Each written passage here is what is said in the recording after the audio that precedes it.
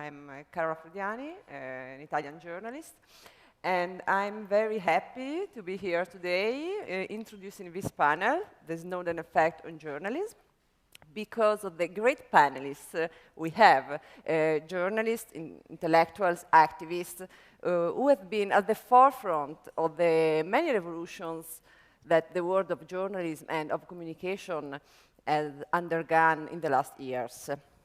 We're talking of, data journalism, the innovative use of social media by news organizations, the challenges to free speech and freedom of expression, and the empowerment of users in the digital age are all topics that they largely addressed in their careers. And then there has been the tornado Snowden. At the beginning of the first revelations leaked by Edward Snowden to the press about the NSA files and about the huge programs of surveillance, I remember there were many colleagues, especially in Italy, who didn't seem much interested in the breaking and ongoing news, which lately, or actually then won the Pulitzer Prize.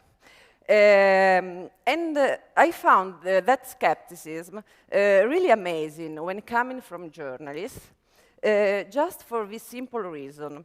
The Snowden story and the NSA files together say so much about the digital rights and the freedom of expression, about internet and what has become and what it will become if we don't do anything, and about the way journalism is changing and adapting it to a digital environment. So it tells things about also the relationship between journalists and their sources, and about media and governments. So it was really a huge story, full of meaning and also things to understand and also challenges, I think. And of course, it tells a lot also about something that even the most paranoid among us didn't think, or at least couldn't prove. So the many levels of suspicionless surveillance conducted by governments, especially by the US and the UK ones. So I'd like to start from this and to introduce James Ball, who is a journalist from The Guardian, who has been working on the NSA files. He's been also working a lot on data journalism and on investigative reporting. So I would leave him to introduce and to speak a little about his work, especially in the last year.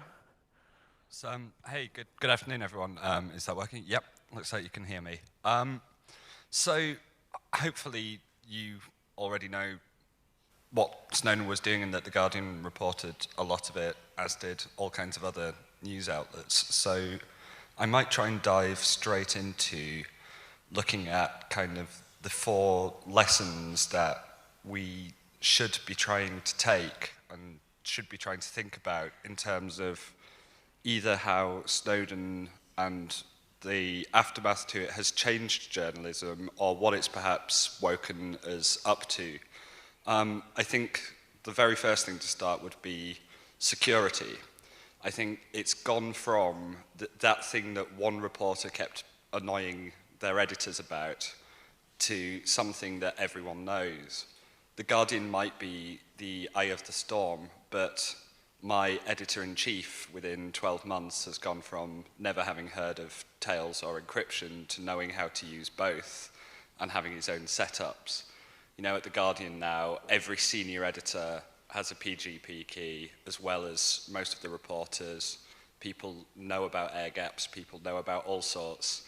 You might want to say legitimately that we should have had more experience in this earlier, but I'm pretty pleased with how far we've come, how quickly, and I think this is a really important thing to widen out. It's kind of the first principle of journalism is that you sort of go to the wall for your sources, and in the digital era, that doesn't mean just not saying it in court or not saying it to authorities. It's incredibly easy to sell out a source without even knowing you've done it. We have the information of how good agencies, hackers, all sorts of other people are at picking up this information. We've got to make it as hard as we conceivably can for them to do so. No security is perfect, nothing's ever going to make it impossible, but we can make it much, much harder than most of us do. And I think one of the very good effects in Snowden has been to actually bring this debate and bring a lot of these tools and a lot of the work that actually people like Gillian have been doing into the sort of centre of mainstream journalistic practice and debate. That's very important. The second is censorship. You know, The Guardian faced fairly significant censorship and legal restrictions. I think more than really, certainly more than any of the US, sort of solely US news organizations that faced this. I'm sure you all know we had to smash up a whole bunch of laptops and hard disks in the basements of our offices as 2 GCHQ staffers watched.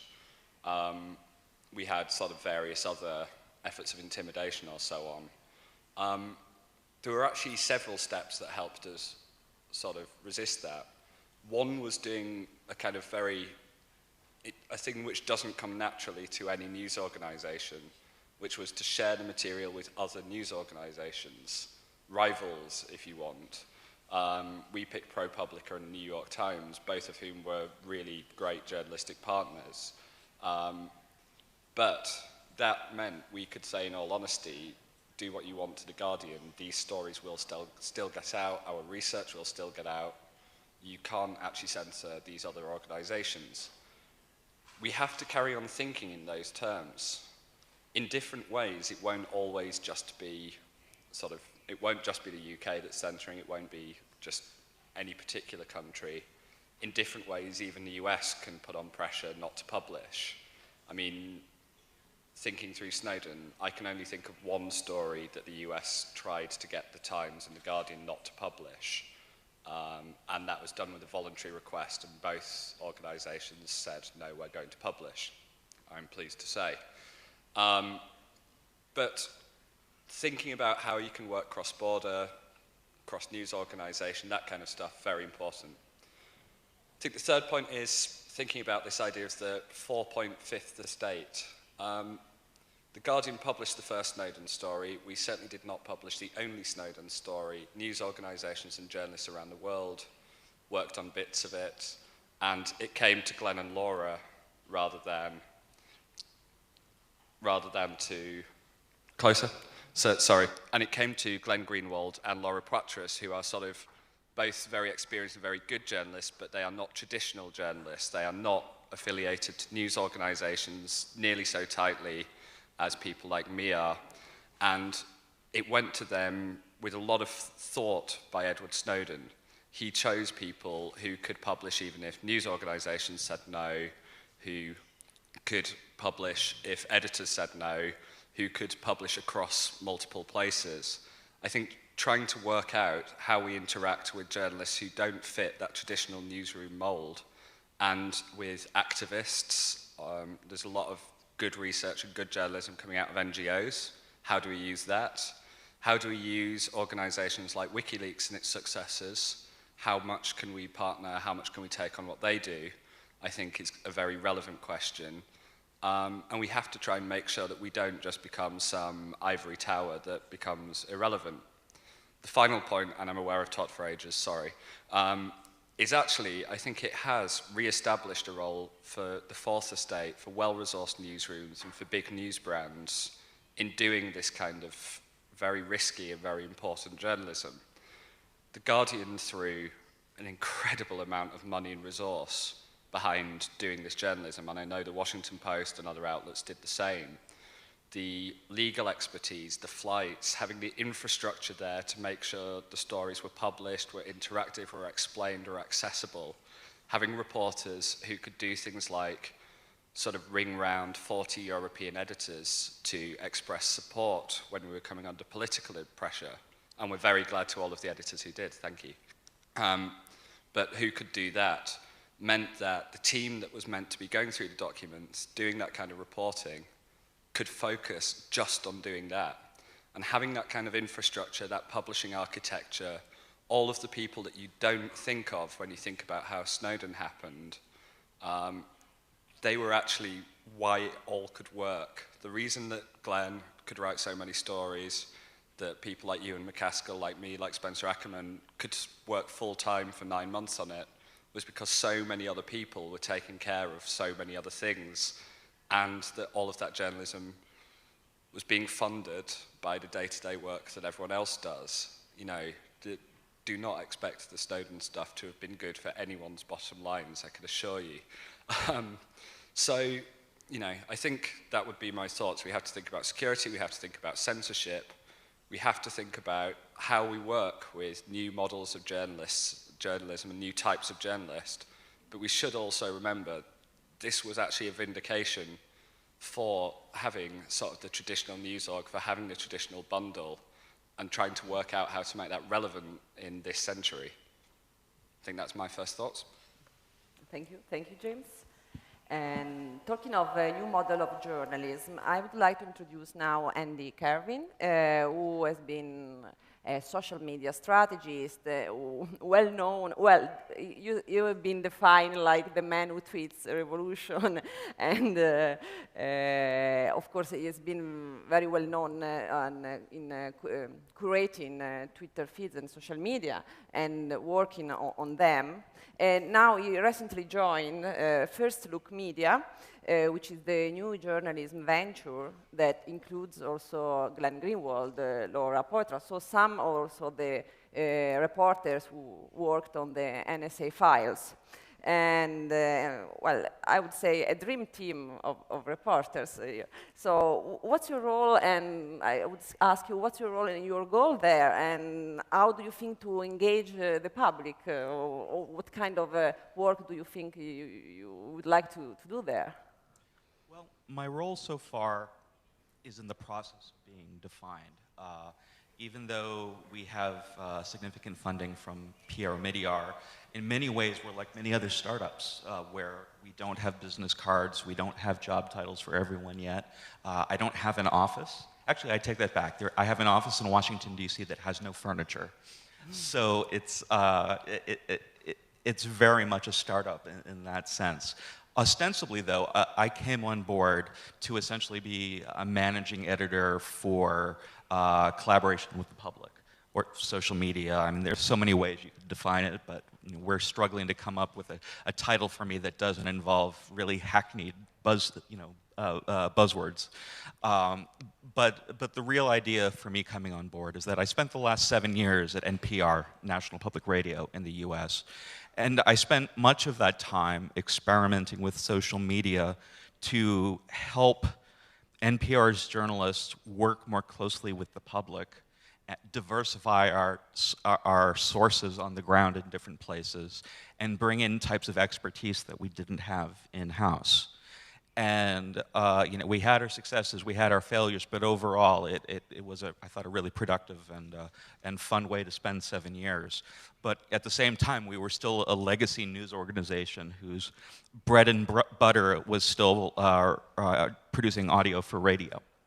And so when First Look was first announced, I was really intrigued by it because here was a news organization that was going to receive a significant amount of funding, but didn't carry any particular type of legacy baggage.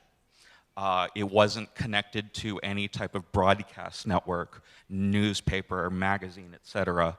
It was an opportunity to start with a clean slate. And that included developing a newsroom where both social media use and security are baked in from day one.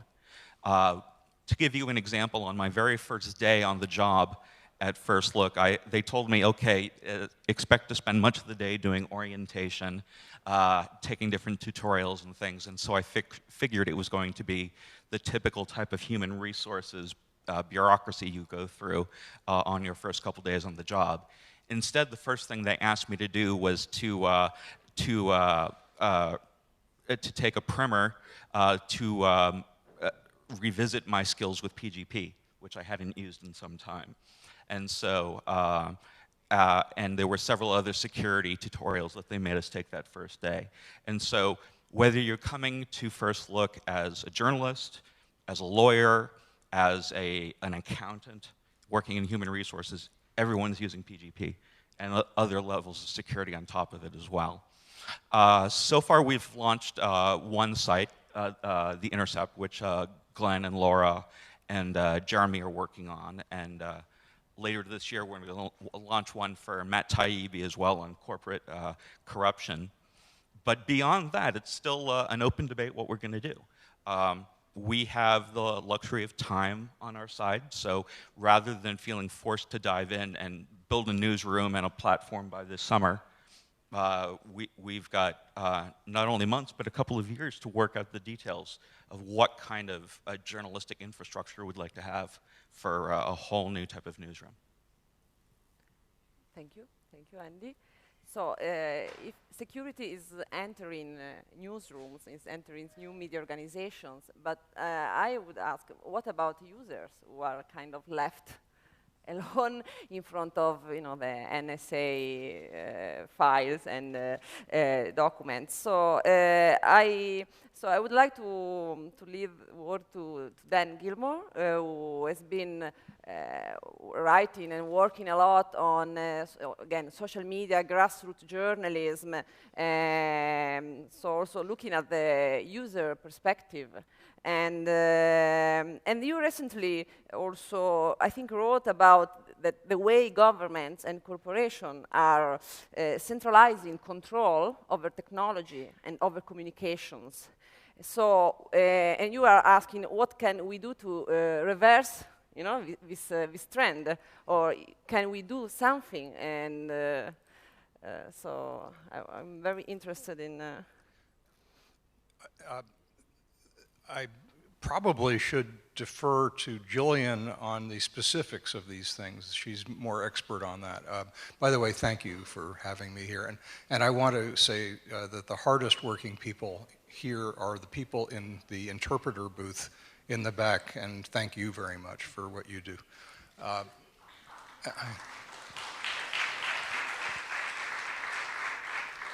So I want to go back about 15 or 17 years.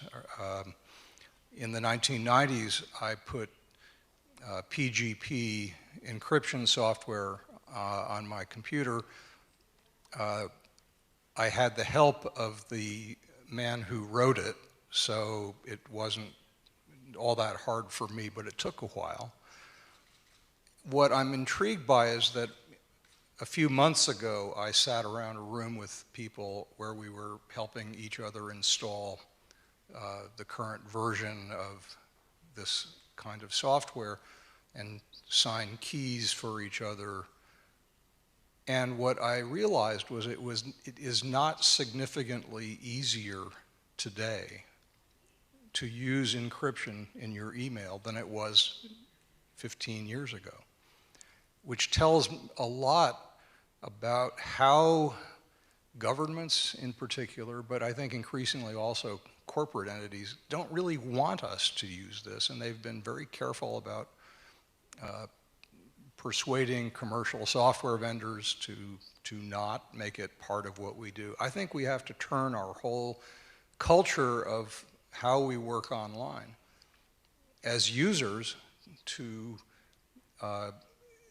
basically take back control that we are losing to these central entities.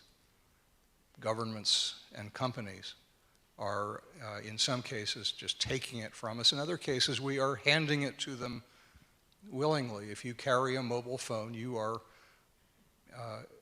certainly giving people who do surveillance all kinds of ways of spying on you. These are spying devices as much as communications devices. So we're going to have to work on this over time, and I don't want to get into too many details, but I do believe that we're seeing the beginnings, anyway, of recognition among the public, and in part largely based on what The Guardian, The Washington Post, and others have done to alert people to the threat that exists, but also other journalists looking at what the companies are doing in the area of surveillance. But until the public, until all of us start to wake up on this and say, well, we're going to trade back some of the convenience that we have wanted. In return, we're going to get some more control back over what we do and how we communicate. Until that happens, I'm not very optimistic that we're going to be able to avoid what is going on. One quick thing I want to say, I wanted to add a point to what James said. One Snowden effect that I think has been wonderful is that journalists everywhere, at least in America, not just at the 3 news organizations, but people keep following up the story. It's now something, and that's unusual. Journalists tend to say, oh, they did the story, we're going to pretend it doesn't exist because we didn't do it first. In this case, I'm very happy to see journalists are saying, yes, we all need to do this, we all have to pay attention, we all have to further the story, and that's, I think, one of the best Snowden effects. So, Gillian York is the Director for International Freedom of Expression of the Electronic Frontier Foundation, which is, if you don't know it, it's one of the main organizations fighting for digital freedom and digital rights. And so I would like to ask you, what kind of challenge do we face in order to help people to change their online behavior and also to better protect their privacy? By the way, do they care? And in any case, should they care? Why? Why should they care? If you can also explain us why it's so important. It's not just a theoretical thing. Absolutely. So I'm opening my laptop because I just want to pull up a couple statistics to start answering that question. So PEN, the International Writers Association, their American Center in New York, did a survey of their membership. And their membership is journalists, novelists, other writers, and found that 1 in 6 of their writers has avoided writing or speaking on a topic that they thought would subject them to surveillance. Another 1 in 6 has seriously considered doing so. So while James was talking about the censorship, the government censorship of newsrooms, this is talking about the self-censorship of ideas, and that is absolutely a Snowden effect. It's also an effect of, there have been a lot of other discussions and revelations about surveillance that have happened over the past few years, and we shouldn't forget that as well, that have happened with other countries. But this in particular in the US, has had a really strong effect on the way that people are discussing surveillance, and discussing anything really. And so when you look at that, you've got 2 individual effects. You have self-censorship, and you have the effect on association. And so we've seen a really strong and powerful and unfortunate negative effect on the way that people think about with whom they associate. And this is because the metadata that is captured in the NSA surveillance can link us very easily to the other people that we're associating with online, through email, on Facebook, elsewhere. And I'll be honest, that's something that really concerns me. When I started to think about who is in my network, I started to go, okay, well, I've got these activists in the Middle East, I've got these folks that are involved with WikiLeaks, I've got these people, and going, uh-oh, like, what have I done? How is this going to affect me? And then, I think that there's also 2 really positive effects, positive Snowden effects, so to speak. One is a greater awareness of mass surveillance, both in the United States, in the UK, and elsewhere in the world, but then also the increased use of cryptography. And so when you think about individuals and how they're affected by these revelations, a lot of it comes down to, how do I protect myself? How do I ensure that I don't have to have that fear? How do I ensure that I'm not being linked to the people in my network? And I know a lot of people have mentioned PGP and Tails and other tools. And I think that part of the difficulty there that everyone is experiencing is that indeed they are difficult to use. And whenever someone comes up to me after a talk and tells me, oh, no, of course it's very easy, I have to hold my fist back. So there's that. They're difficult to use. They're sometimes you're not entirely sure that you're using them correctly. And at other times, they're impossible to use. And so that is to say things like Tor, which is a fantastic way of ensuring your anonymity online. If anyone's ever tried to use it in Lebanon or another country with a slow network, you'll know that it's virtually impossible to do so. And so what we're doing right now, and what I'm seeing a lot of organizations doing and a lot of funding going towards, which makes me very happy, is both trying to develop better tools that are both privacy enhancing, but also that have better design, better user interfaces, and funding going towards better user education. So there are quite a few good resources out there. I noticed that I think on Friday or Saturday, some folks from the Tactical Technology Collective are giving a training on the use of some of these tools. So that's fantastic. They do great work. But there's not enough of that out there. There's not enough of that in multiple languages. There's not enough of that geared toward different audiences. And so we're undertaking a big project like that too that's given us a lot of time to think and test these ideas out on different groups and constituencies to try to figure out what kind of language and what kind of education platform or system works. But I think that there's a long road, a long challenge ahead in ensuring that more people are using this, because it's not just a matter of journalists using it, it's also a matter of them using it with their sources, who are sometimes difficult to convince or to train. It's a matter of all of us using it, you know, and sort of, if you think about the concept of herd immunity, where everyone is vaccinated so that we're all safer, more protected against viruses. It's the same kind of idea, in that if just a few people are using these tools, they're much more easy to spot, and it also doesn't do much for the other folks out there. And so it's really important that we're all starting to think about ensuring our own security online, taking responsibility for that. Right, absolutely. Thank you, Gillian. I would like to go back to James again, and since you had a very interesting and insider view as a reporter in the NSA files, so I would like to ask you, really, as a journalist, what was most challenging, analyzing a lot of documents, verification, redaction, the editorial decisions about how to give accounts of also very complicated things, very technical matters sometimes. And also the challenge you talked about before, the challenge of networking with other newspapers, rivals, okay? So I don't know if you can give us some insight about some of these aspects. Well, I mean, this is not on. Yep. So this is kind of horribly messy. It's sort of, you're asking me how the sausage is made, and that's never that pretty. But I will try and give you a sort of cleaned up version of it. But it was really funny just how much, especially kind of from the opponents of this sort of stuff, how much emphasis was put on the timing of particular stories, where people would just sort of say, oh, this has clearly been timed to do maximum damage to X, Y, or Z, often attributing that blame to Snowden.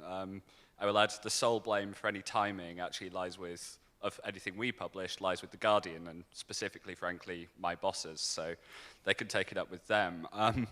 But I think this stems from this idea that you would see one document that very clearly set out exactly what was happening in our news story, and we would just merrily copy it out and then write it and done. Nothing could be nearer, further from how it was. This is an absolute mess of interlinking documents with lots of little bits of pictures and lots of stuff at higher classification than was got at. It's a little bit like a team of you trying to kind of get the shape of an elephant by occasionally getting to prod it with your finger. You're trying to separate out how to tell a story, what parts of it are relevant, because all of these systems join up with each other, they all integrate with each other. But do you write one 20,000 word opus that joins it all together and is incomprehensible to everyone, including the person writing it? Or do you try and sort of talk about, here's the effort against encryption, here's what they did with webcams, here's what they did with phones, and that was the approach that we tried to take. And so for one story, we might have read and sort of understood and synthesized information from about 150 documents, it might lean much more heavily on 2 or 3, which we would publish and extract. But this idea of one document, one story is not remotely how it worked. So the first thing that you're kind of doing is trying to work out, okay, what's got a narrative, what's important? And then there are very, very significant legal challenges in terms of prosecution, in terms of harm of all sorts, that could be done with any of these. And so part of what we had to say was, what's the public interest in publishing this? If someone turns around and says, you have made our surveillance harder and therefore this could have these bad consequences, what's our response? What is the reason that we have said this information has to be in the public domain? And it can't just be that it's salacious or that it's interesting. There's got to be a substance to it. And so for every single conversation we published, for every single story that we published, we had this conversation, and we had it in earnest, because that line would be in a different place for different people within The Guardian, within partner organizations, and so on. And so then shaping these stories is incredibly difficult. And then writing them to try and make them comprehensible. And each time we reread one of these, we think, could have explained that better, could have done that differently. But some of these stories have had 17 drafts. I think one of the sort of unsung heroes of Snowden is Stuart Miller, the deputy editor of The Guardian, and a kind of grumpy Scottish bastard, Guardian US, who, honestly, he line by lined so many of those Snowden stories, and if it weren't for him, you would not have understood them. I know Glenn, Laura, all kinds of people would quite happily credit him. We could have strangled him at times, but he was an absolute, utter angel on this stuff. If anyone's tweeting it, can you do the angel bit as well as the grumpy bastard bit? Because otherwise, I'm in trouble. But so these took incredible editing effort, and then starts the process of going to GCHQ, going to the NSA. We went on all but one story that involved the UK. We also went to the DA Notice Committee. This is a kind of voluntary, kind of regulatory, self-censorship, if you like, body. And again, that's just a step to show we were being responsible. It's another outlet for the UK government to raise any specific security concerns. I will add, to the best of my knowledge, The Guardian is the only UK news organisation that does not share copy with the DA Notice Committee ahead of publication. So they did not see any of these stories before the public did, nor did the NSA, nor did GCHQ, unless they took them off us. We raised the points, we talked about the documents, we had conversations on and off the record. They would make specific requests. In one occasion, they asked us not to publish a story. It was the encryption story. And sometimes we would accede to those requests, and sometimes we wouldn't. What we redacted and what we didn't, we did off our editorial judgment, informed by the specific concerns made by intelligence agencies. Our general stance was actually, when we were partnering, to let each news organisation make its own choices. We might relay concerns that an agency had given to us, but the New York Times chose what it would publish, we chose what we would publish, ProPublica the same. So there was no agreements or blanket kind of rules on who would publish what. No one's editorial structure was undermined. Finally, there's just the weird logistics of this stuff. We couldn't have any of it in England, so all the material was in the US. Thankfully, we have a large independent US operation. But writing stories on the UK intelligence scene from the US is quite a strange thing to have to do, especially if you're British, and was a very surreal thing for us. And so sometimes before we published, we would have a story ready to go, but we'd want to brief our UK national security editor and a couple of reporters so that they were ready to pick it up and follow it up and do some on-the-ground work. And so you'd have to make a quick trip to the UK, not carrying anything, not doing anything, but have a chat through this forthcoming story, and then hop on a plane and get back, because you couldn't have it on the phone. and we didn't want to spill confidential details over these kind of lines. So I think I flew about 130,000 miles last year. So like one of the Snowden effects on my kind of life has been I've got a load of air miles, but wasted a lot of my life on planes. So yeah, that's kind of the messy world of how these things got there. And yeah, I really hope no one reads drafts 1 to 16 of some of these stories, because honestly, if you thought the published ones were a bit of a mess, sorry, but the first versions, oh my gosh. Thank you, James. I actually joining from what James said. I would like to ask Dan Gilmore. That you wrote some years ago a famous book. It was entitled "With the Media," right? So I would like to ask you: are we still the media after everything came after all this scenario? And also, I think that one of the positive effects of the Snowden story was that there is a lot of talk now about re-decentralizing internet, re-decentralizing tools, platforms. I think also you wrote about that. Actually, I think you wrote also an article. It was very interesting about the indie web movement. So I don't know if you could a little bit talk about this. Sure. May I follow up on one thing? He mentioned the encryption story that NSA and GCHQ tried to persuade them not to run. For those who don't know what that story was, it was basically a story that said that NSA and its partners had effectively sabotaged the encryption that we all use on the internet. And that the word sabotage is a deliberate choice. And it's the one that was in at least Bruce Schneier's piece and others. This was clearly a design to make the internet less secure. In fact, quite insecure. It amazes me that the government would think that journalists would not publish that story, given how important that was. And I still think that that may be the most important thing we've heard so far from these documents, that the communication systems that we all rely on, that our governments made a deliberate effort to make them insecure, with all kinds of consequences beyond their ability to find bad people.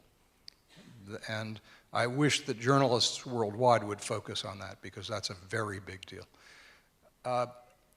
The question of getting back some control for ourselves, and Tim Berners-Lee, who invented the World Wide Web, essentially, he has called for what he's calling a re-decentralization.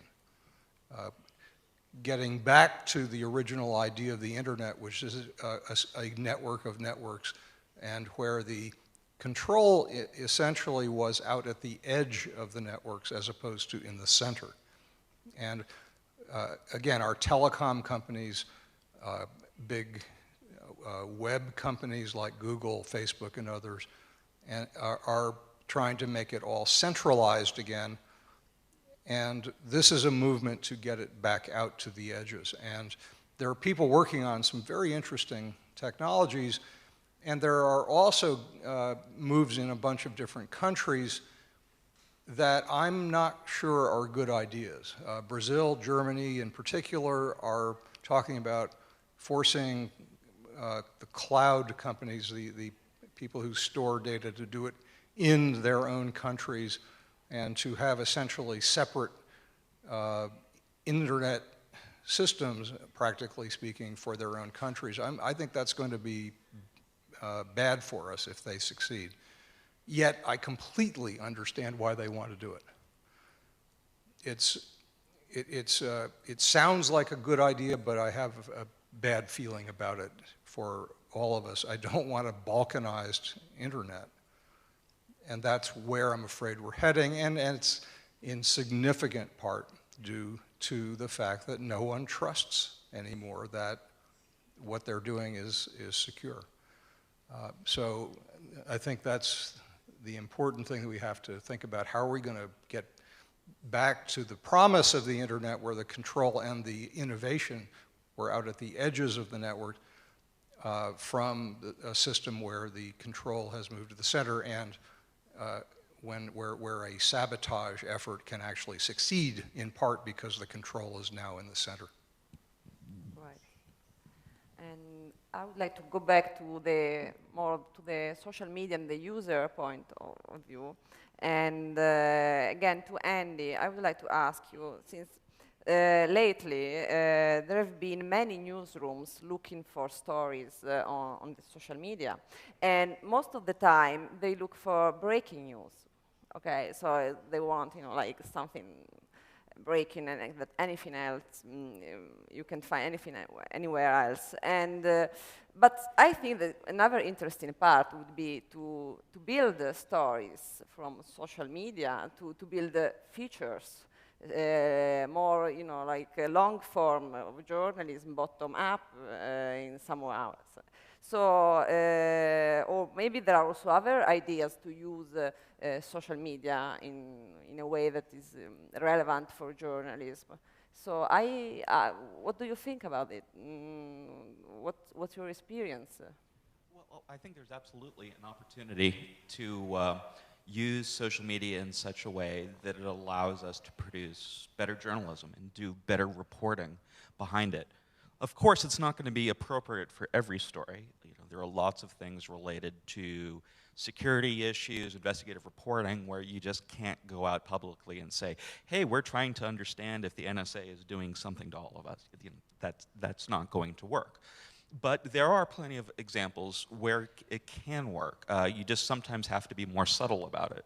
For example, when we were at NPR, we did an investigation in collaboration with ProPublica on American veterans coming back from Afghanistan and Iraq with traumatic brain injuries, and specifically how the U.S. veterans healthcare system and their health insurance was treating them poorly.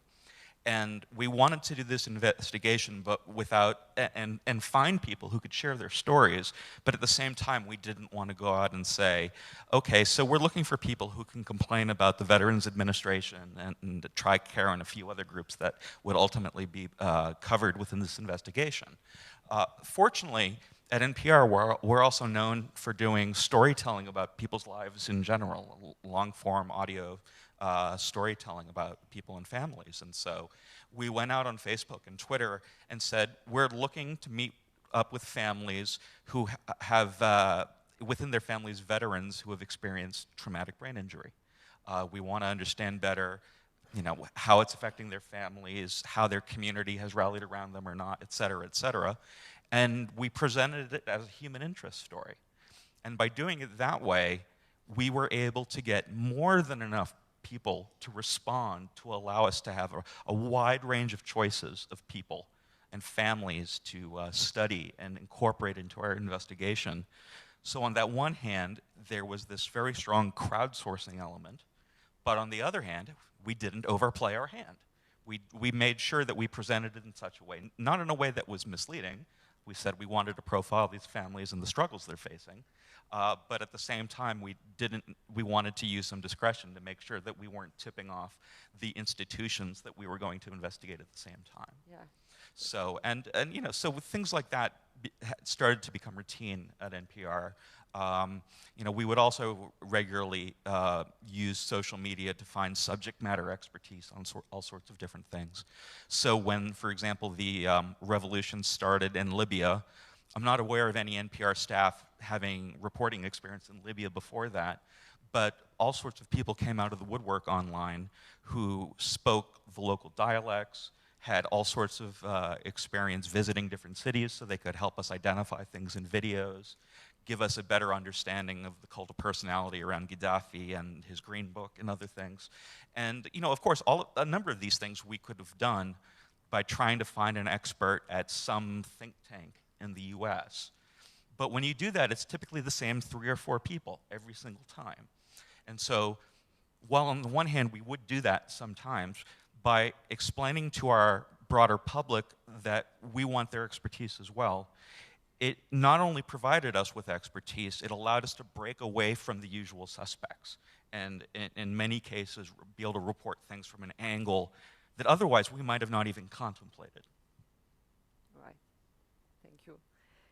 So, Gillian, we talk a lot about, this panel about, encryption, security measure. Okay, we use PGP, we do our homework, we use the right free software, and okay, but is that enough at the end of the day? And I mean, it seems sometimes that we are facing something so big that, it's really, even if I use encryption, okay, I can use encryption or whatever, but the problem is, so huge in a way. And is there also a problem of laws, inadequate laws, that, like legislation that doesn't really is apt to, it doesn't protect our rights enough, or is there something else that we should do or address?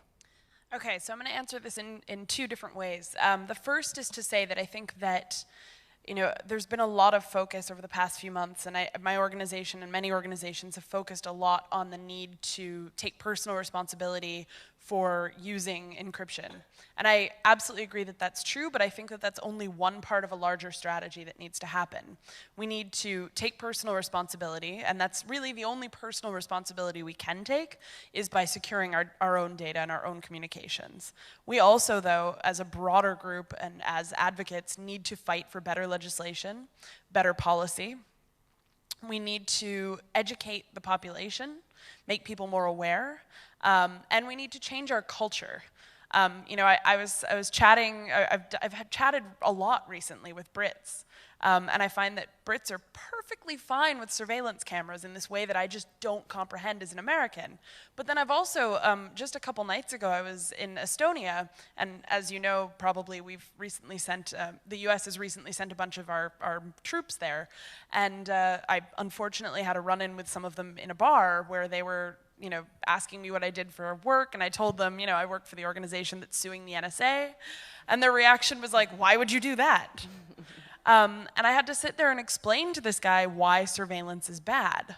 And I think I might have won him over a little bit, but for the most part, he was like, well, but if it could catch a terrorist, I don't understand. I've got nothing to hide. And that's such a common, I mean, we all go, ugh, but that's actually such a common response. A lot of people don't really have a good conception of why surveillance does matter. Why is this even a bad thing? We've got all these terrorists, we've got organized crime, we need to go after them, and hey, why not? And I mean, sometimes the constitutional argument's good enough. Sometimes it's easy enough for me to say to someone, well, hi, have you ever heard of the Fourth and the First Amendments? But that really only works on a certain part of the population. I mean, clearly it doesn't even work on our politicians. So you also have to get to the root of it, the idea that throughout history, the only way that we have made change happen, the only way that we have shifted culture is by breaking laws and by organizing. And surveillance threatens both of those things. And so I think that there's a huge cultural shift that needs to happen. But I feel as though I didn't answer your question. So the second bit that I was going to say was, is it enough? Okay, so the question was, are we doing enough? Is taking personal responsibility for the use of cryptography and encryption, is that enough? I think that this is where it gets tricky because people kind of tend to have one of two approaches. The first is, I'm going to install all of these things and use them all the time, and I'm going to panic when it goes wrong. Or the second is, it's too hard, I give up. And that one really gets to me, that second response really gets to me because, in the middle of the HIV crisis, did anyone say, oh, you know what, safe sex is too hard, I'm just going to give up? No. And on the other hand, well, I'm sure you could take that analogy to the other side too. I don't need to. But basically, what people are doing there is they're not thinking about their personal threat model. And that's a really important conversation that we need to be having as well. So we are all in the U.S. We are all either journalists or activists or writers or academics, and we all have a certain model to think about.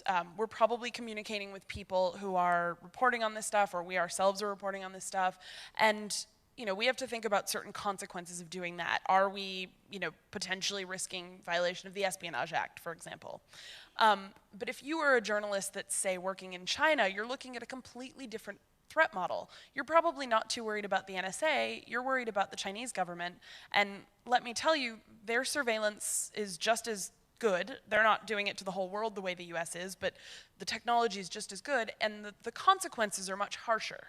Same with Russia, same with a lot of other places. And so, I don't say that to diminish the problem in the US, not at all. But surveillance is happening everywhere, and what we really need to be thinking about is, rather, is it enough? The question is really, who am I protecting myself from, and what steps am I willing to take to do that? Right. Someone said that surveillance is the business model of internet. I think Bruce Nair said that, which is kind of. So I think I would stop here and ask the audience if there are questions, because I think there could be many, and I would like to give the opportunity to people to start asking also maybe more specific questions about. Okay. Yes. Just have to, this is not on? Yeah, there we go. Just have to warn you, Andy and I both have to leave early because we've both been put on 4 o'clock panels. So if you have questions for us, you might want to ask them first. Right.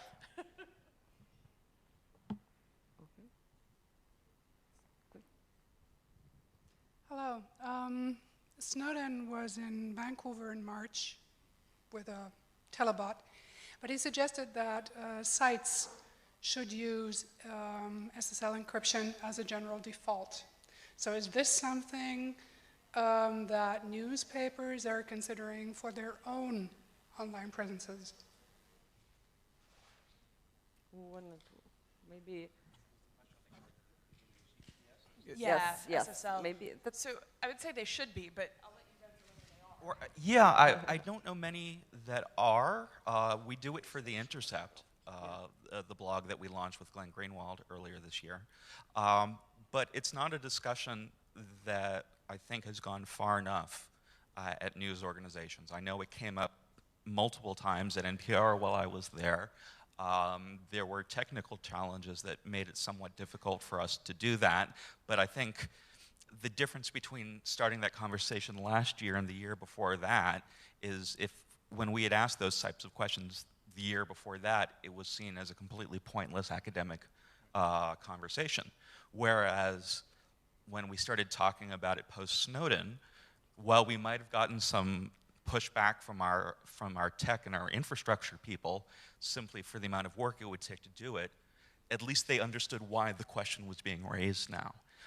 And it's not even just SSL on our websites, even post-Snowden, when I left NPR at the end of last year, I could count the number of journalists in our newsroom that use PGP on one hand. There are so many aspects of this story that they've sunk in with reporters who are covering it, but they haven't sunk in terms of how it applies to their own reporting, even if they're reporting on completely other things.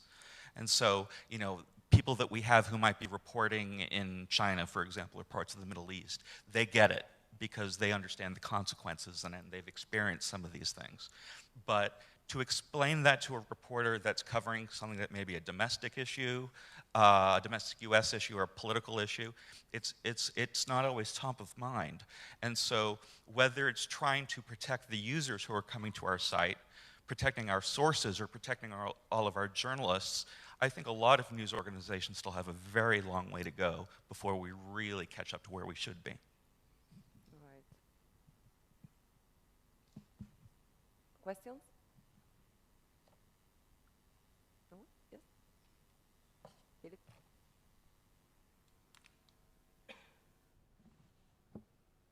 Hi, everybody. You are all based in the US, and my question is, are you satisfied with the level of public debate about Snowden's revelations, because my personal opinion is that in Italy that this didn't happen as it was supposed to be. We didn't have a very large public debate, and also the media. Carola was one of the few Italian journalists who covered the case, how it was supposed to be covered by the media. We didn't have a very much large public debate, at least it's my personal perspective about the case. So I'm wondering your opinion about that. Thank you. So is this on yet? I'm going to try and sort of, I had a very interesting sort of thing because I spent last year traveling between, I'm really sure this is on, yes it is, yeah, no. Sorry. I spent last year traveling between the US and the UK, and that gave you insight into two very, very different public debates. Dan kind of very astutely pointed out sort of, in the US, the response of most newspapers that didn't have Snowden material was to set their national security reporters on taking it further, on expanding it, on trying to say what it did and didn't mean, on actually really reporting it and furthering the debate.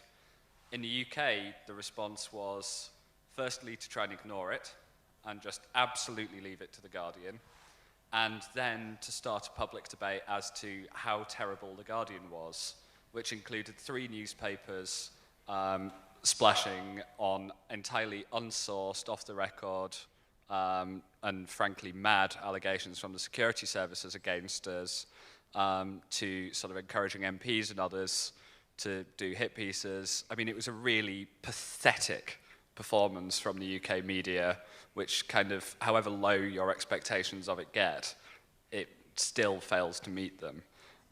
Notable exception for Channel 4 News, who partnered with us on several stories and even before then actually showed some cojones and published some stuff.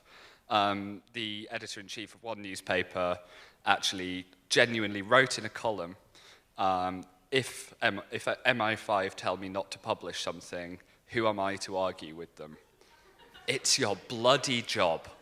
And so, could we have had a better public debate in the US? Could it have gone further? You know, did the US still have lots of people making silly allegations? Yes, it did.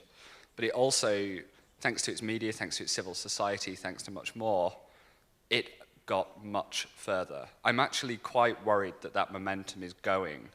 The way the security services win almost every legislative fight they get involved in, and they do it by delay when opinions against them. They wait till the public and the politicians have stopped kind of caring as much till it's out of the spotlight, and then they absolutely water down anything that's happening. And every single NSA reform bill that's still live has stalled, and they will now, we've probably got a very, very narrow window of getting anything through before the midterm elections. If anything comes back after the midterm elections, and it probably won't, it will be toothless. So it's actually right now that everyone needs to be paying attention to this debate, just as we're not. And that's kind of a shame, and that's a risk. But I think the US actually genuinely, for the first time, had a high-profile, wide debate, and the debate that people like Gillian have been working for years to try and ignite. And I think there has to be a lot of acknowledgement of all of those foundations and all of that work over years and years and years to draw attention to this and actually to get the people in place so that there were people to lead the debate once it hit the mainstream. And I think, you know, it's the whole on the shoulders of giants stuff. The Snowden stuff did not happen in a vacuum. But I think the US had a good debate. I think the UK had a pathetic debate. And I think other countries had various mixes. You know, Brazil, Germany, good debates. Italy, apparently, not so much. India, yes, India did have like huge attention to these issues, although again, very little action, I think. But one interesting thing about these debates around the world, and every country reserves the right to spy on its own citizens. That every government says, well, no, the NSA can't do it to our citizens. We do it to our citizens. And one of the things US journalists discovered, and this is one reason we've had the debate, it had not occurred in recent years to most American journalists that government is in some very key ways an adversary. not daddy. And we have, I think it was overdue to get back to that. Journalists are also patriotic, but journalists have a job to do. Government people are patriots too. They have a job to do, and this is not going to work together well, and it shouldn't.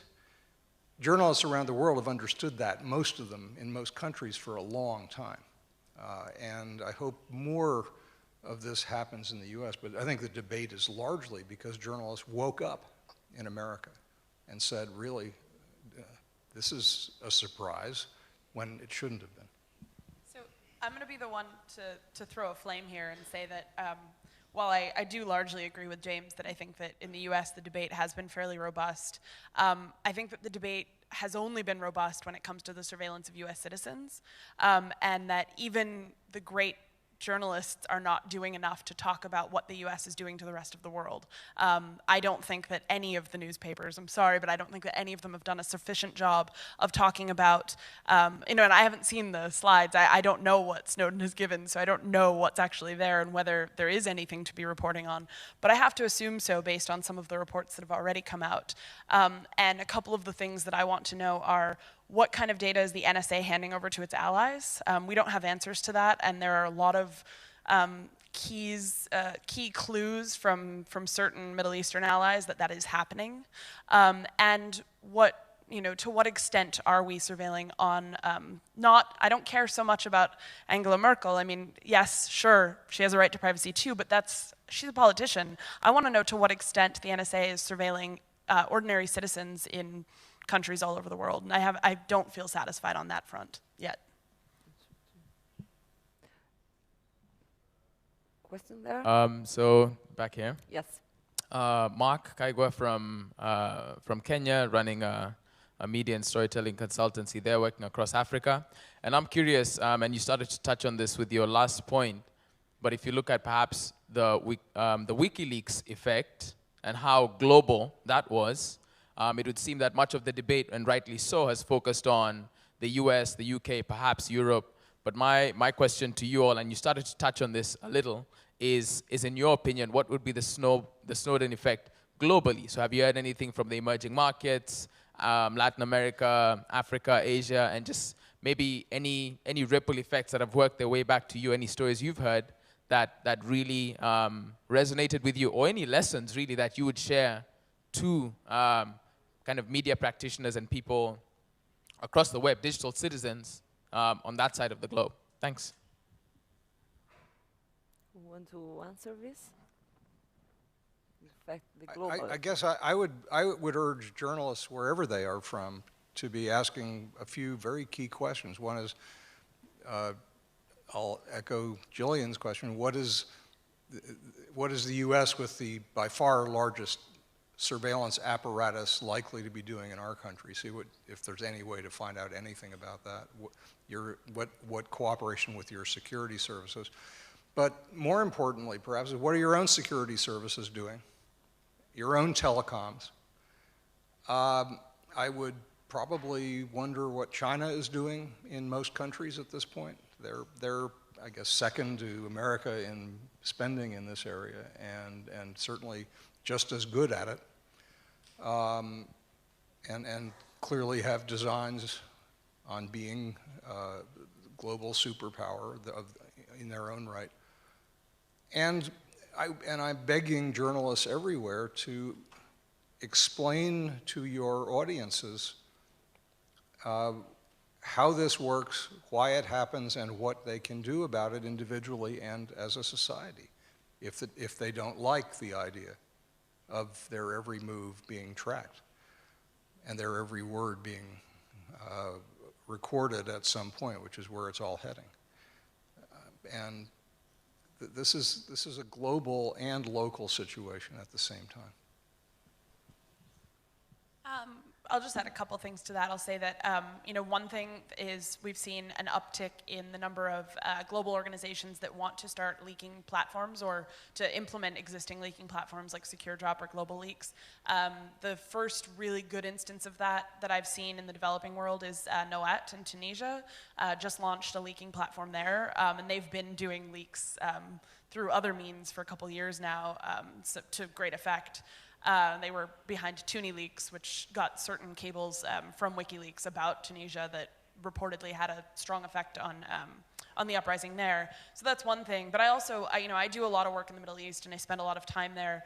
And the biggest thing that I keep hearing is people talking about their own personal security and having concerns about both their own, certainly their own governments. We do know that a lot of Middle Eastern governments are not conducting the kind of mass surveillance that the US is, but rather targeted surveillance and often targeted attacks on individual users.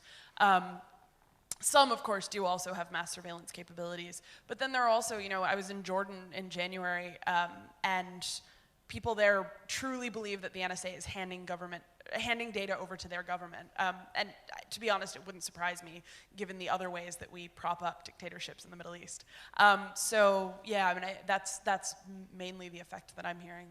Yeah, from this respect, I would like to say that as Italians, we are still waiting a clear answer from our government about that. It's not really clear what's our behavior as an Italian government about this. So that's also because, as Philip said before, there has been no debate almost, at least at a political level, about the Snowden, about the surveillance. And I have a question about social media. Because, of course, social media have been a very strong tool to mobilize people, to help social movements, right? We have seen it also in the Arab Spring, okay. But at the same time, they can be used to get data on users.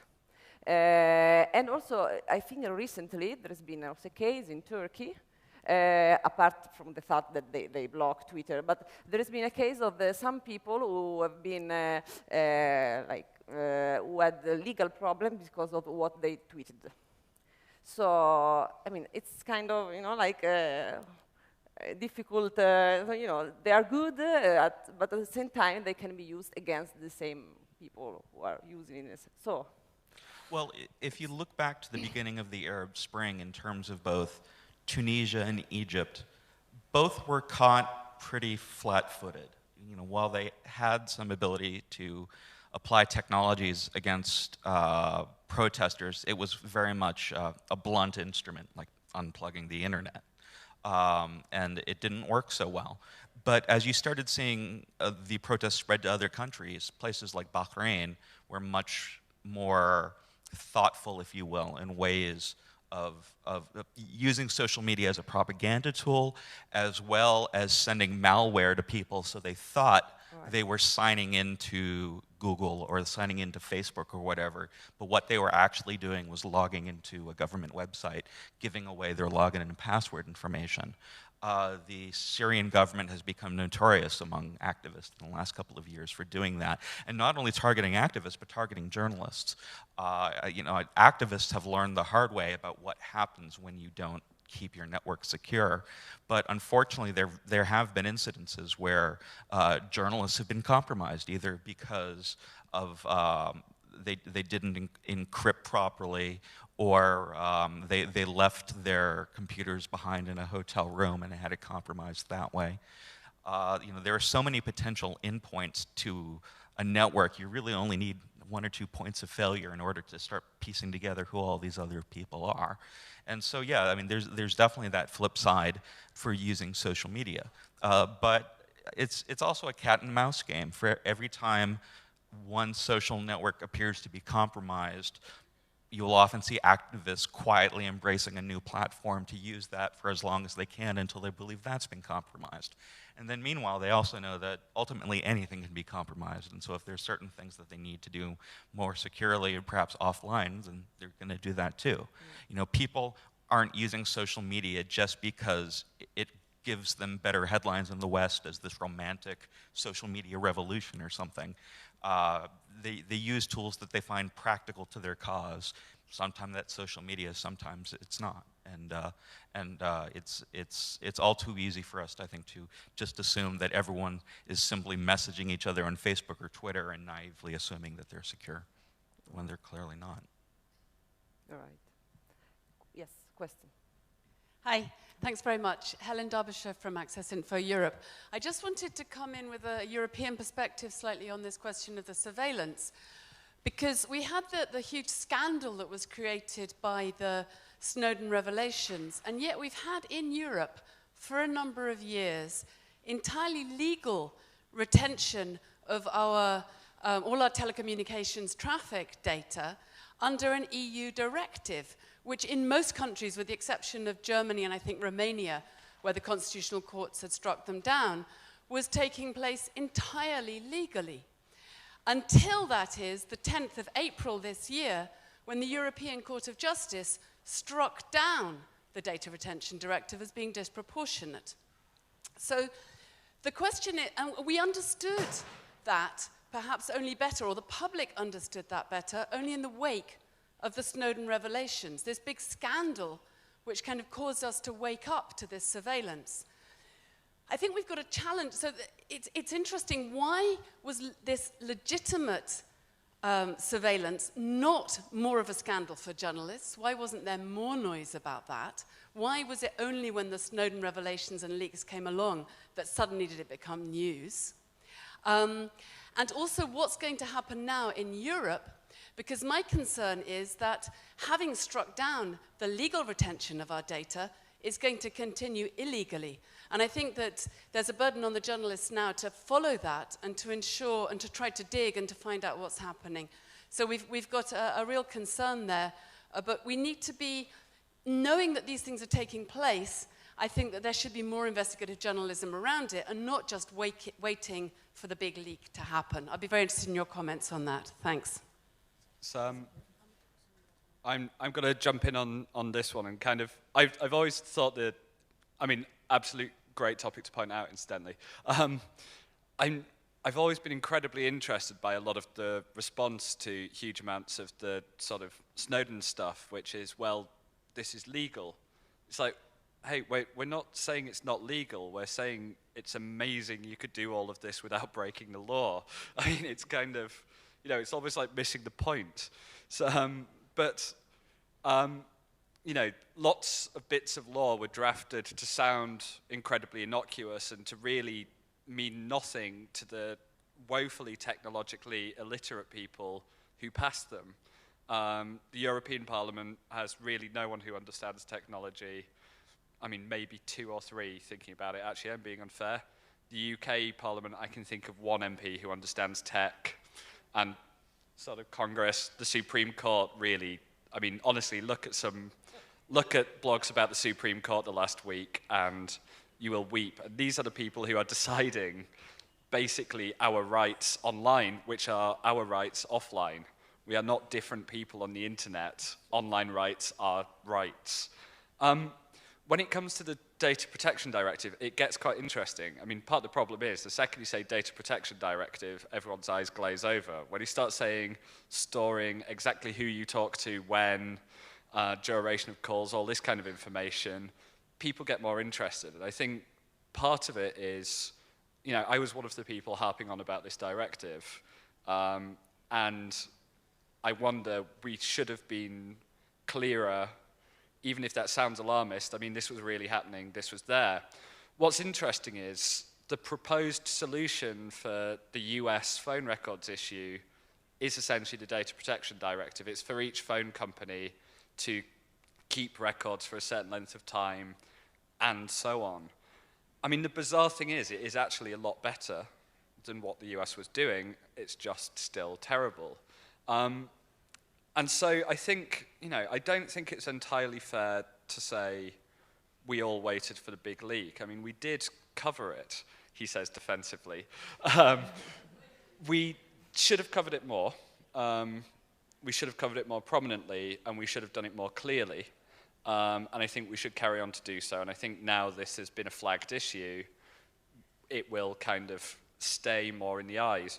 I'm actually deeply pessimistic as to what the ruling in April will mean for all of our data. What I expect to happen is a minor cosmetic revision to the law so that it will actually need a whole new legal challenge to be found to run against the Human Rights Act again, the ECHR rules again. And so I think they'll do something minor, sort of keep a very similar system running and just try and keep up legal challenges through attrition. It was a good court ruling. It established privacy. It had some good starts, but I'm not optimistic. And so we are going to have to track this closely for a long time. I'm going to make a quick comment because then we have to run to our next panels. But yeah, I mean, I think there have been a lot of great advocacy groups that have covered that in Europe and in the US. And it's the same thing for me too, because my organization has been suing the NSA since 2006. But nobody, in terms of journalism, very few people were really paying attention to that. And so, I mean, I do think that we owe a lot of credit to Edward Snowden for that, for coming forward, for having the bravery to, to put his face forward and to give those documents over. I think that is what makes the difference. And while a lot of these laws are there and a lot of this information is there, I mean, I also have to give credit, of course. We wouldn't have been suing the NSA if it weren't for Mark Klein, another whistleblower.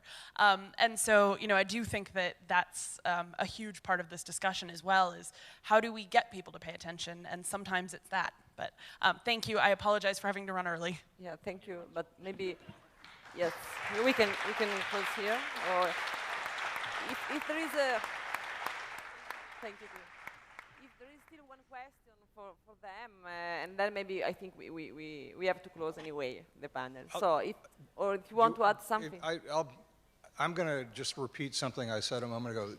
As someone who's been writing about this stuff since the 1990s,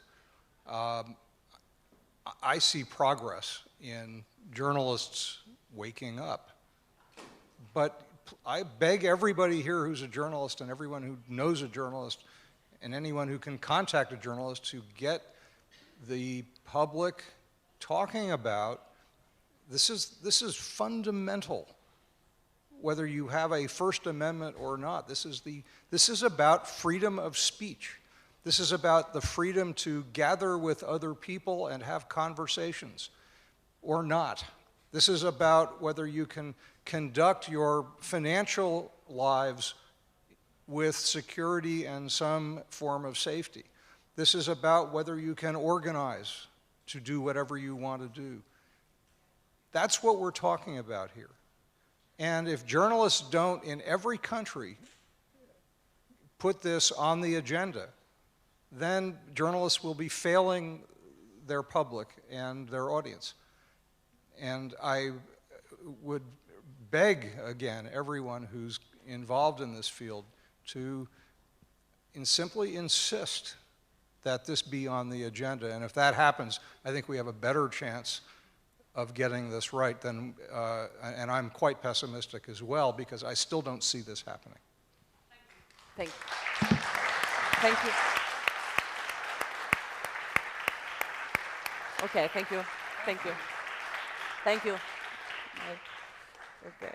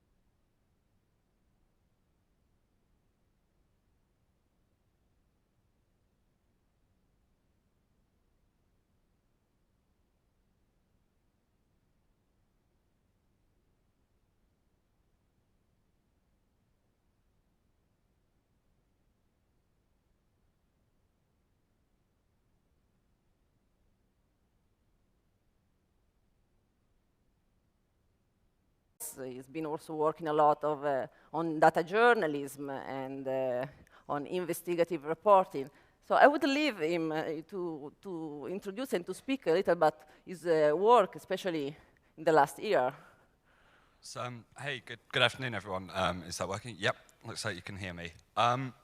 So hopefully you already know what Snowden was doing and that The Guardian reported a lot of it, as did all kinds of other news outlets. So I might try and dive straight into looking at kind of the 4 lessons that we should be trying to take and should be trying to think about in terms of either how Snowden and the aftermath to it has changed journalism or what it's perhaps woken us up to.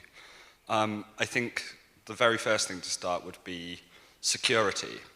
I think it's gone from that thing that one reporter kept annoying their editors about to something that everyone knows. The Guardian might be the eye of the storm, but my editor-in-chief within 12 months has gone from never having heard of Tails or encryption to knowing how to use both and having his own setups. You know, at The Guardian now, every senior editor has a PGP key, as well as most of the reporters. People know about air gaps, people know about all sorts. You might want to say legitimately that we should have had more experience in this earlier, but I'm pretty pleased with how far we've come, how quickly, and I think this is a really important thing to widen out. It's kind of the first principle of journalism is that you sort of go to the wall for your sources, and in the digital era, that doesn't mean just not saying it in court or not saying it to authorities. It's incredibly easy to sell out a source without even knowing you've done it. We have the information of how good agencies, hackers, all sorts of other people are at picking up this information. We've got to make it as hard as we conceivably can for them to do so. No security is perfect, nothing's ever going to make it impossible, but we can make it much, much harder than most of us do. And I think one of the very good effects in Snowden has been to actually bring this debate and bring a lot of these tools and a lot of the work that actually people like Gillian have been doing into the sort of center of mainstream journalistic practice and debate. That's very important. The second is censorship. You know, The Guardian faced fairly significant censorship and legal restrictions. I think more... Recently joined First Look Media, which is the new journalism venture that includes also Glenn Greenwald, Laura Poitras, so some also the reporters who worked on the NSA files. And, well, I would say a dream team of reporters. So what's your role, and I would ask you, what's your role and your goal there, and how do you think to engage the public, or what kind of work do you think you would like to do there? Well, my role so far is in the process of being defined. Even though we have significant funding from Pierre Omidyar, in many ways we're like many other startups where we don't have business cards, we don't have job titles for everyone yet. I don't have an office. Actually, I take that back. I have an office in Washington, D.C. that has no furniture. So it's very much a startup in that sense.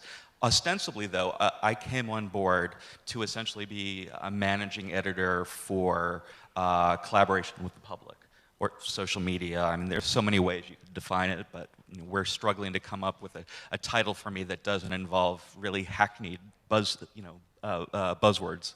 But the real idea for me coming on board is that I spent the last 7 years at NPR, National Public Radio in the US, and I spent much of that time experimenting with social media to help NPR's journalists work more closely with the public, diversify our sources on the ground in different places, and bring in types of expertise that we didn't have in-house. And we had our successes, we had our failures, but overall it was, I thought, a really productive and fun way to spend 7 years. But at the same time, we were still a legacy news organization whose bread and butter was still producing audio for radio. And so when First Look was first announced, I was really intrigued by it because here was a news organization that was going to receive a significant amount of funding, but didn't carry any particular type of legacy baggage. It wasn't connected to any type of broadcast network, newspaper, or magazine, et cetera. It was an opportunity to start with a clean slate. And that included developing a newsroom where both social media use and security are baked in from day one. To give you an example, on my very first day on the job at First Look, they told me, okay, really, certainly more than any of the US, sort of solely US news organizations that face this. I'm sure you all know we had to smash up a whole bunch of laptops and hard disks in the basements of our offices as 2 GCHQ staffers watched. We had sort of various other efforts of intimidation or so on. There were actually several steps that helped us sort of resist that. One was doing a kind of a thing which doesn't come naturally to any news organization, which was to share the material with other news organizations, rivals, if you want. We picked ProPublica and the New York Times, both of whom were really great journalistic partners.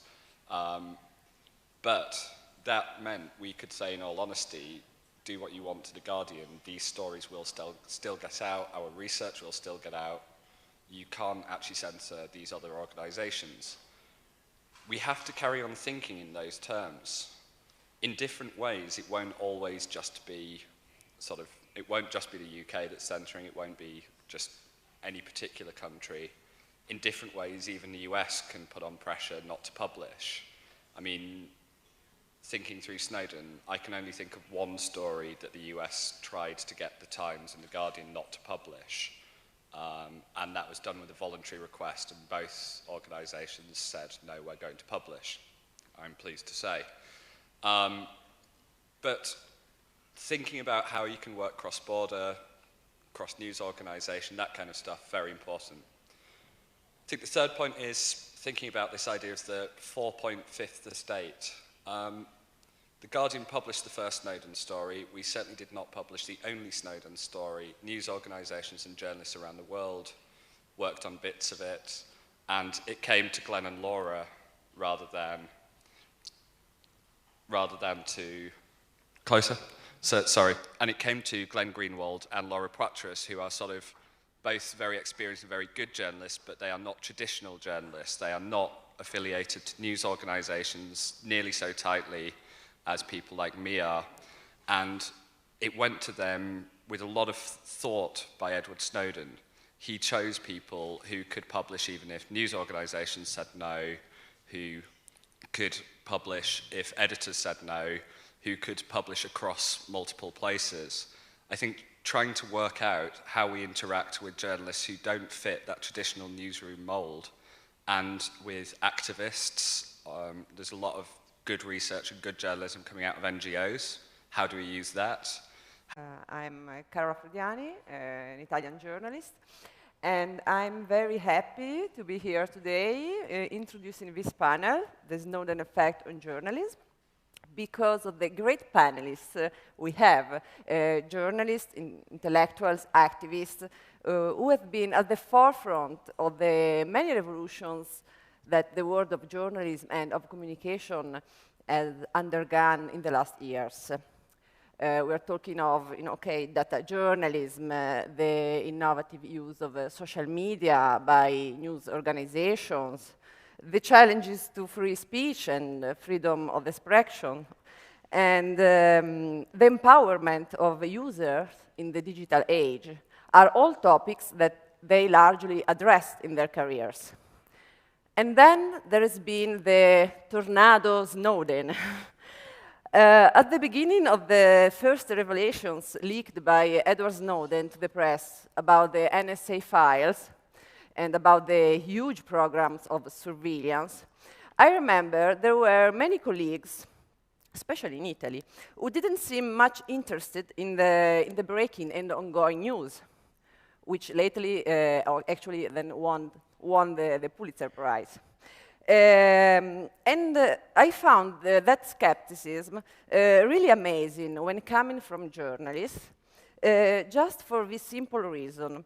The Snowden story and the NSA files together say so much about the digital rights and the freedom of expression, about internet and what has become and what it will become if we don't do anything, and about the way journalism is changing and adapting it to a digital environment. So it tells things about also the relationship between journalists and their sources, and about media and governments. So it was really a huge story, full of meaning and also things to understand and also challenges, I think. And of course, it tells a lot also about something that even the most paranoid among us didn't think, or at least couldn't prove. So the many levels of suspicionless surveillance conducted by governments, especially by the US and the UK ones. So I'd like to start from this and to introduce James Ball, who is a journalist from The Guardian, who has been working on the NSA files. How do we use organizations like WikiLeaks and its successors? How much can we partner? How much can we take on what they do? I think is a very relevant question. And we have to try and make sure that we don't just become some ivory tower that becomes irrelevant. The final point, and I'm aware I've talked for ages, sorry, is actually, I think it has re-established a role for the fourth estate, for well-resourced newsrooms and for big news brands in doing this kind of very risky and very important journalism. The Guardian threw an incredible amount of money and resource behind doing this journalism, and I know the Washington Post and other outlets did the same. The legal expertise, the flights, having the infrastructure there to make sure the stories were published, were interactive, were explained, or accessible. Having reporters who could do things like sort of ring round 40 European editors to express support when we were coming under political pressure. And we're very glad to all of the editors who did, thank you. But who could do that meant that the team that was meant to be going through the documents, doing that kind of reporting, could focus just on doing that. And having that kind of infrastructure, that publishing architecture, all of the people that you don't think of when you think about how Snowden happened, they were actually why it all could work. The reason that Glenn could write so many stories, that people like you and McCaskill, like me, like Spencer Ackerman, could work full-time for 9 months on it, was because so many other people were taking care of so many other things, and that all of that journalism was being funded by the day-to-day work that everyone else does. You know, do not expect the Snowden stuff to have been good for anyone's bottom lines, I can assure you. So, you know, I think that would be my thoughts. We have to think about security, we have to think about censorship, we have to think about how we work with new models of journalism and new types of journalists, but we should also remember this was actually a vindication for having sort of the traditional news org, for having the traditional bundle, and trying to work out how to make that relevant in this century. I think that's my first thoughts. Thank you, James. And talking of a new model of journalism, I would like to introduce now Andy Kervin, who has been a social media strategist, well known. Well, you have been defined like the man who tweets a revolution, and of course he has been very well known in curating Twitter feeds and social media and working on them. And now he